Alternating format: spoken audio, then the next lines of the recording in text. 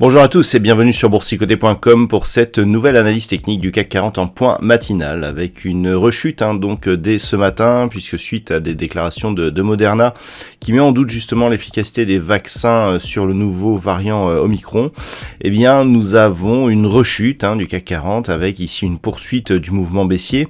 Alors sur l'unité de temps H4, on voit bien ici que sur cette configuration, on a ici donc le gap qui a été ouvert vendredi dernier, la phase de stabilisation d'hier et la reprise ici du mouvement baissier. Donc on est bel et bien sur une dynamique baissière qui reste forte actuellement. Du point de vue des indicateurs techniques, nous avions ici une tentative de reprise ici et de rebond technique sur les histogrammes du MACD.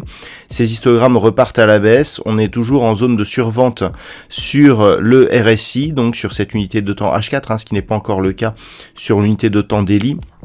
Donc d'un point de vue court terme, très court terme même, eh bien on voit bien que la pression baissière est forte ici sur l'indice parisien et que on pourrait continuer à descendre. Et puis désormais il y a la rupture de ce retracement à 61,8% de Fibonacci par rapport à l'intégralité ici de cette dynamique. Le fait de casser ici ce retracement, eh bien augmente énormément la probabilité d'avoir un retour sur un retracement total de la dynamique, ce qui nous donnerait ici comme objectif un possible retour sur la zone des 6422 points. Donc c'est un signal assez important compte tenu du fait que nous avions ici une dynamique haussière forte qui avait provoqué donc de nouveaux plus hauts historiques sur le CAC 40. Le fait d'avoir ici cette rechute remet vraiment tout en cause puisque là on a un objectif de retour ici sur ces phases de cotation que nous avions au mois d'octobre.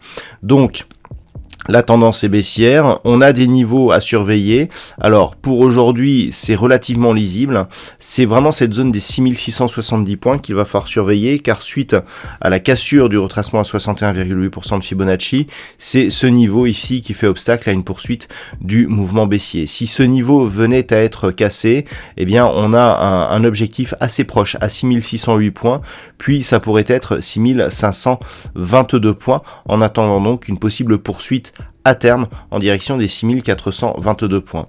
Pour invalider ce scénario fortement baissier, le premier élément serait ici un retour au-dessus de cette zone des 6751 points. Et ce qu'il faut savoir, c'est que si on se place d'un point de vue global, on a ici globalement un gros gap, une phase ici de neutralisation, et ici une poursuite, avec donc un gap, que ce soit avec la séance d'hier ou avec cet ensemble ici, puisque le plus bas de cet ensemble, il est là, il est au-dessus ici du plus haut que nous avons pour l'instant.